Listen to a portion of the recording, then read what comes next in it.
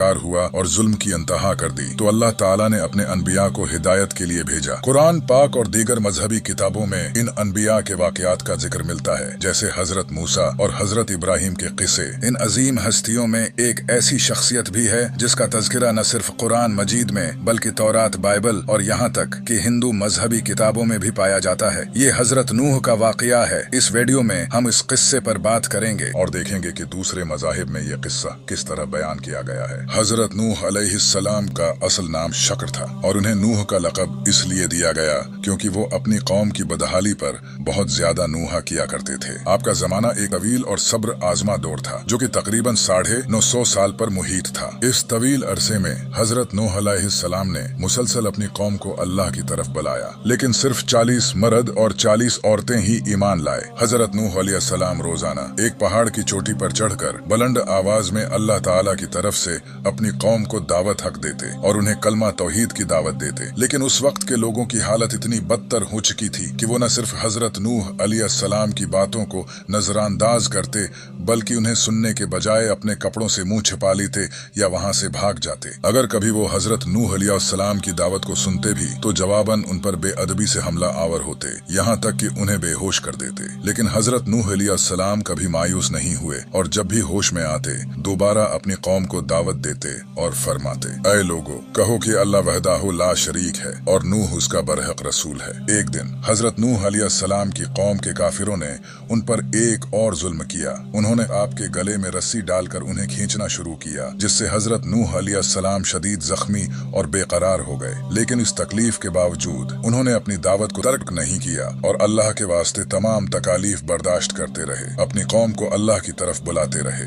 एक और वाकया ये है कि हजरत नूह अलैहिस्सलाम ने एक दिन फिर अपनी कौम को अल्लाह की तरफ दावत दी, लेकिन इस मर्तबा काफिरों ने उन्हें इतना मारा कि उनके कपड़े खून से लहूलुहान हो गए। इस मौके पर हजरत नूह अलैहिस्सलाम की बीवी जो कि काफिरा थी अपनी कौम से मुखातब हुए और कहा, ए कौम, हजरत नूह दीवाने हो गए हैं, उन्हें मत मारो। जो वो कह रहे हैं वो अपने दीवानेपन से कह रहे हैं, उनका दिमाग खराब हो गया है। हजरत नूह अलैहिस्सलाम ने जब अपनी बीवी के ये बेअदबी भरे कलमात सुने तो उन्होंने अल्लाह ताला की तरफ मुंह किया और दिल की गहराइयों से दुआ की, जैसा कि कुरान में है। तर्जुमा, और नूह ने अपने रब को पुकारा कि मैं मगलूब हो गया हूँ, बस तो मेरी मदद फरमा। इस दुआ के जवाब में हजरत जब्राइल अलैहिस्सलाम नाजिल हुए और हजरत नूह अलैहिस्सलाम को खुशखबरी दी कि उनकी दुआ कबूल हो चुकी है, यह कौम कुफार अब हरगिज़ ईमान नहीं लाएगी। हजरत जब्राइल अलैहिस्सलाम ने आपको हुक्म दिया कि एक मखसूस दरख्त लगाएं जो जन्नत से लाया गया था। हजरत नूह अलैहिस्सलाम ने इस दरख्त को जमीन में लगाया और 40 साल तक उसकी देखभाल की। जब वो दरख्त बड़ा हुआ तो अल्लाह के हुक्म से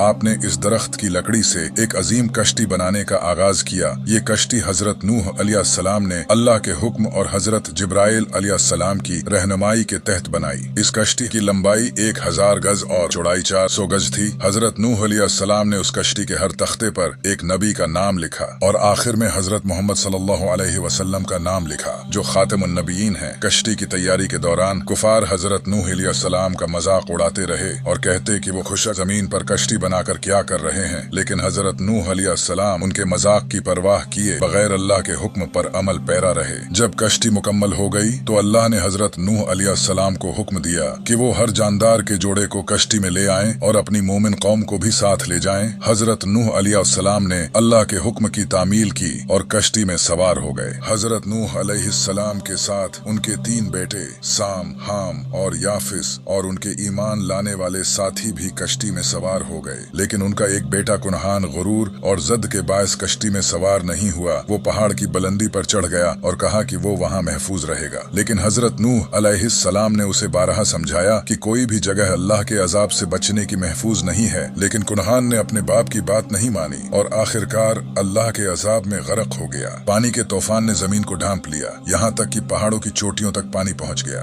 हजरत नूह अलैहिस्सलाम की कश्ती पानी की लहरों पर तैरती रही और अल्लाह के हुक्म से आखिरकार जूदी पहाड़ पर जाकर ठहर गई। ये पहाड़ शाम के इलाके में वाक़ है। तूफान के बाद जब पानी कम होने लगा, हजरत नूह अलैहिस्सलाम ने एक परिंदा जमीन की सूरत हाल का जायजा लेने के लिए भेजा। वो परिंदा वापस न आया क्योंकि वो जमीन पर दाना चुगने में मसरूफ हो गया था। बादइज़ा हजरत नूह अलैहिस्सलाम ने एक कबूतर को भेजा जो जमीन पर जाकर मिट्टी लेकर वापस आया, जिससे जाहिर हुआ कि जमीन खुश्क हो चुकी है। आखिरकार आप अलैहिस्सलाम और उनके साथी कश्ती कश्ती से उतरे और अल्लाह ताला का शुक्र अदा किया। हजरत नूह अलैहिस्सलाम का वाकया न सिर्फ कुरान मजीद बल्कि दीगर मजहबी कुतब जैसे तौरात और बाइबल में भी बयान हुआ है। खास तौर पर बाइबल के पुराने अहदनामा की किताब पैदाइश में उस वाकये का जिक्र मौजूद है। इसी तरह तौरात में भी आप अलैहिस्सलाम के इस अजीम वाकये का तज़किरा मिलता है। ताहिम ये बात हैरानकिन है कि ये वाकया न सिर्फ इल्हामी किताबों में बल्कि दूसरे मजाहिब के मक़दस मतों में भी पाया जाता है। हिंदू धर्म की किताबों में भी उसी तरह का एक वाकया मिलता है। एक कहानी के मुताबिक एक शख्स जिसका नाम मन्नू था जो एक कश्ती तैयार करता है और उस पर तमाम जानवरों को बैठा कर ले जाता है क्योंकि जमीन पर एक अजीम सैलाब आता है। हिंदू मजहब के मतन में इस वाकये को महानों के नाम से जाना जाता है। अगर हम इस नाम पर गौर करें तो ये नाम हजरत नूह अलैहिस्सलाम के नाम से बहुत मुमासिलत रखता है। यहाँ सिर्फ मत्स्य पुराण ही नहीं बल्कि पंडित वेद प्रकाश की किताब वेदों और पुराणों के उसास पर धर्म एकता में भी जिस वाकया का जिक्र है वो तकरीबन हजरत नूह के वाकया से मुशाबहत रखता है। बरतानवी फिलोलॉजिस्ट एविंग फिंकल के पास एक हजारों साल पुरानी पत्थर की तख्ती है जिस पर सैलाब के एक वाकये का जिक्र है जो हजरत नूह अलैहिस्सलाम के वाकये से काफी मिलता जुलता है। ये तख्ती बरतानवी म्यूजियम में मौजूद है और ये इस बात का एक अहम सबूत है कि हजरत नूह का वाकया एक हकीकत पर मबनी है। दुनिया भर के मुख्तलिफ सकाफतों में भी आपसे मिलती जलती कहानियां मशहूर हैं। मसलन शमाली और जनूबी कोरिया में नामुदरियों के नाम से एक सैलाब की कहानी मशहूर है। फिलिपाइन में एफुगा नामी कहानी और चीन में भी एक ऐसी ही सैलाब की कहानी आम है। उसके अलावा गलगामिश की दास्तान में भी एक शख्स जिसका नाम इतना पश्तिम था सैलाब से बच निकलता है। तारीख में एक और वाकया है जो हजरत नूह अलैहिस्सलाम की कश्ती से मुंसलक किया जाता है। 1959 में एक तुर्क आर्मी कैप्टन लेफ्टिनेंट ने नीटो के एक मैपिंग मिशन पर माउंट अरारात पर एक तस्वीर खींची जिसके बाद लोगों ने दावा करना शुरू कर दिया कि ये हजरत नूह अलैहिस्सलाम की कश्ती की जगह है जहां वो ठहरी थी। ताहम बहुत से स्कन के बाद मालूम हुआ कि ये जगह